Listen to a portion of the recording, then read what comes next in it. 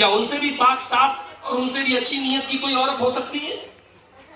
اور اس امت میں اللہ کے پیارے نبی کے صحابہ سے بڑھ کر کے کوئی پاک اور صاف دل والا ہو سکتا ہے؟ اگر اللہ تعالیٰ اپنے نبی کے صحابہ سے اپنے نبی کی بیویوں کو پردہ کرنے کا حکم دے رہا ہے تو یہ تمام دلیلیں بوگس ہیں کہ دل صاف ہونا چاہیے اور نیت صاف ہونی چاہیے اور پردے کی کوئی ضرورت نہیں۔ اگر اس امت کی ماؤں کو پردے کی ضرورت ہے، اگر نبی کی بیویوں کو پردے کی ضرورت ہے اور صحابہ کرام کے دور میں پردے کی ضرورت ہے تو آج 2024 انگریزی کیلنڈر کا 2024 چل رہا ہے، آج تو بے حیائی اور بے شرمی اور بے غیرتی کی کوئی سیما اور کوئی حد نہیں ہے۔ عورت کس حد تک آج عریانیت کے راستے پر چل سکتی ہے، ممبئی جیسے شہر میں آپ قدم قدم پر وہ مناظر دیکھ سکتے ہیں۔ میرے بھائیوں، اسلام ایک عورت کو کس طریقے سے زندگی گزارنے کا سلیقہ سکھا رہا ہے۔ اللہ کہہ رہا ہے کہ اے نبی کی عورتوں، کسی غیر مرد سے جب تمہیں بات کرنے کی ضرورت پڑے، اول تو ایک عورت کو بلا ضرورت کسی غیر مرد سے بات نہیں کرنا، لیکن ظاہر ہے زندگی ہے، حالات ایسے آئیں گے کہ ایک عورت کو غیر مردوں سے بات کرنی پڑ سکتی ہے۔ وہ کہیں پڑھانے جا رہی ہے یا وہ سامان لینے جا رہی ہے یا کسی ضرورت سے مارکیٹ میں جا رہی ہے تو ظاہر ہے کبھی ایسی نوبت آئے گی کہ اسے غیر محرم لوگوں سے جو اس کے لیے اجنبی ہے ان سے بات کرنے کی نوبت آئے گی۔ بات کیسے کرے گی؟ اس کا چہرہ پردے میں رہے گا کہ نہیں ابھی اس کو چھوڑ دو، اس کے جسم پر خوشبو لگی رہے گی کہ نہیں ابھی اس کو چھوڑ دو، ابھی وہ عورت ایک غیر محرم سے بات کیسے کرے گی؟ قرآن کریم بات کرنے کا طریقہ سکھا رہا ہے۔ اسے یہ بھی پتا چلا کہ عورت کا پردہ کوئی لائٹلی ہلکے میں لینے والی چیز نہیں ہے کہ صاحب عمل کر لو تو چلے گا، نہیں کرو تو بھی چلے گا۔ قرآن کریم میں اللہ تعالیٰ اس مسئلے کی ایک ڈیٹیل کو بیان کر رہا ہے۔ ایک عورت کو کسی غیر مرد سے بات کرنا ہو تو بات کیسے کرے، قرآن کریم بات کرنے کا سلیقہ سکھا رہا ہے۔ فَيَطْمَعَ الَّذِي فِي قَلْبِهِ مَرَضٌ، اے مسلمان عورت، تیری آواز میں ایسی لچک نہ ہو، ایسی مٹھاس نہ ہو، ایسی چاشنی نہ ہو کہ ایسا انسان جس کے دل میں شہوت کی بیماری ہو، اس کے دل میں تیرے لیے کچھ امیدیں پلنے لگے، وہ تیرے بارے میں کچھ اور سوچنے لگے۔ میرے پیارے بھائیوں، یہ قرآن کی آیت ہے، نبی پر اتری ہے، صحابہ کرام اس آیت کو پڑھ رہے ہیں۔ غور کرو، اگر اس دور میں اللہ فرما رہا ہے قرآن میں، اس دور میں یہ آیت اتر کر کے ہوگی آ رہی ہے، ہمارے گھر کی عورتیں کہیں ایسا تو نہیں محرم غیر محرم کا فرق ہمارے گھروں میں نہیں ہے۔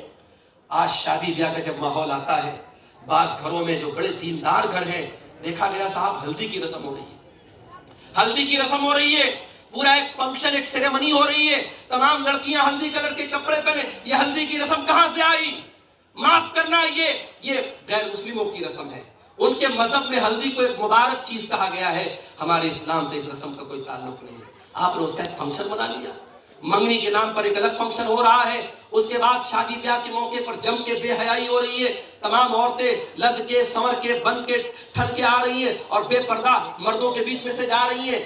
ایسے ایسے ماشاءاللہ داڑھی والے اور ماتھے پر سجدے کا نشان ہے اور لمبی اور اونچی ٹوپی ہے اور کار سے اتر رہے ہیں اور جوان بیٹی پوری لہنگے میں اور ساڑی کے سوٹ میں نکل رہی ہے اور کوئی پردہ نہیں ہے۔ کیا پردہ شادی والے دن معاف ہو گیا؟ میرے بھائیوں، قرآن کی آیتیں ہمیں دعوت دے رہی ہے کہ اگر ہم واقعی میں اللہ سے ڈرنے والے ہیں، شادی والے دن بھی اللہ سے ڈریں، کاروبار میں بھی اللہ سے ڈریں۔ ایک عورت اپنے گھر میں ہے تب بھی اللہ سے ڈرے، مارکیٹ میں ہے تب بھی اللہ سے ڈرے، اور بچوں کی تربیت کے بارے میں خاص طور سے میری ماں اور بہنوں آپ سے کہنا چاہتا ہوں۔ عربی کا ایک شاعر کہتا ہے، لَيْسَ الْيَتِيمُ مَنِ انْتَهَا أَبَوَاهُ مِنْ حَمِّ الْحَيَاةِ وَخَلَّفَاهُ ذَلِيلًا۔ ارے یتیم وہ نہیں ہے جس کے ماں باپ اسے چھوڑ کے چلے گئے ہوں۔ إِنَّ الْيَتِيمَ هُوَ الَّذِي تَلْقَى لَهُ أُمًّا تَخَلَّتْ أَوْ أَبًا مَشْغُولًا۔ ارے یتیم تو وہ ہے جس کی ماں کے پاس بچے کے لیے ٹائم نہ ہو، جس کے باپ کے پاس بچے کے لیے ٹائم نہ ہو۔ اپنے بچوں کو ٹائم دو میرے بھائی، اپنے بچوں کو دین سکھانے کے لیے ٹائم دو۔ اور واللہ آج بھی ایسے باپ موجود ہیں کہ وہ رہتے ہیں سعودی عرب میں، جاب کرتے ہیں، بچہ بنارس کا، بچہ جون پور میں اور فیملی جون پور میں اور الہ آباد میں رہتی ہے، اور وہ سعودی عرب سے بیٹھے بیٹھے ڈیلی 2 گھنٹے 3 گھنٹے اپنے بچوں سے ان کی دعائیں سنتے ہیں، قرآن سنتے ہیں، بچوں کی تعلیم پر نظر رکھتے ہیں۔ اگر باپ یہ سوچ لے کہ مجھے اپنے بچوں کی تربیت پر توجہ دینا ہے، آپ کو ٹائم نکالنا پڑے گا اور آپ نکالیں گے۔ اور اگر آپ کو یہ لگتا ہے کہ آپ نے اچھے اسکول میں ایڈمیشن کرا دیا، کتابیں لا کے دے دی، کپڑا لا کے دے دیا اور یہی بس ہے اور یہی کافی ہے، माफ करना, एक दिन पछताना पड़ेगा मेरे भाइयों। कुरान में अल्लाह कहता है कू अनफुसकुम व अहलीकुम नारा, अपने आप को और अपने घर वालों को जहन्नम की आग से बचाओ। एक बाप की जिम्मेदारी है अपने बच्चों को जहन्नम की आग से बचाने का इंतजाम करे। एक माँ की जिम्मेदारी है अपनी बच्चियों को जमाने की फितनों से बचाए। कि हम पसंद करेंगे कल जहन्नम की आग में हमारी फैमिली जले, हम बिल्कुल गवारा नहीं करेंगे। हम दुनिया की आग में एक हल्की सी चिंगारी अपने बच्चों को लगने नहीं देते। अभी बनारस में 2 दिन पहले का वाकया है, हमारे एक दोस्त हैं, उनका 1.5 साल का बच्चा, 18 महीने का बच्चा छत से नीचे गली में गिर गया। 1.5 साल का बच्चा छत से नीचे गली में गिर गया और हालत सीरियस हो गई। बनारस के बड़े हॉस्पिटल में लेके जाया गया, लेकिन बच्चा बच नहीं पाया और 24 घंटे के अंदर बच्चे का इंतकाल हो गया। माँ के ऊपर क्या गुजरी होगी, बाप के ऊपर क्या गुजरी होगी। मैं उस वक्त बनारस के बाहर था, दोस्त को फोन किया, वो ज़ारो कतार रोए जा रहा था और कह रहा था मौलाना काश मैं टाइम पर पहुंच गया होता, बच्चे को ना गिरने देता। मैंने कहा ये बातें न कीजिए, अल्लाह का फैसला था, सब्र से काम लीजिए। मेरे भाइयों, आज हम अपने परिवार से, अपने बच्चों से बड़ी मोहब्बत करते हैं। बच्चे बीमार होते हैं, माएँ रोने लगती हैं, बाप की आंखों में आंसू आ जाते हैं। जिस परिवार से इतनी मोहब्बत करते हैं वो परिवार कल जहन्नम की आग में जले, हम कैसे गवारा करेंगे मेरे भाइयों। अल्लाह कहता है कू अनफुसकुम व अहलीकुम नारा, अपने आप को और अपने घर वालों को जहन्नम की आग से बचाओ। वकूदुहन नास वल हिजारा, जहन्नम की आग दुनिया की आग से बहुत ज्यादा खतरनाक होगी। मेरी माँ और बहनों, अपनी बच्चियों की तरबियत पर तवज्जो दो, और बच्चों की तरबियत पर तवज्जो तब आप देंगे जब आप पहले अपनी जात की तरफ तवज्जो देंगे। जब तक हम दीनदार नहीं बनेंगे, हमारे बच्चे दीनदार नहीं बन सकते। अपने आप को हम दीन से जोड़ें, अपने उलमा से अपना ताल्लुक जोड़ें। हम दीनी प्रोग्रामों में फैमिली के साथ जाने का एक माहौल बनाएं, नमाज का घर में माहौल बनाएं। जब हम खुद दीनदार बनेंगे, इंशाअल्लाह हमारी फैमिली भी दीनदार होगी।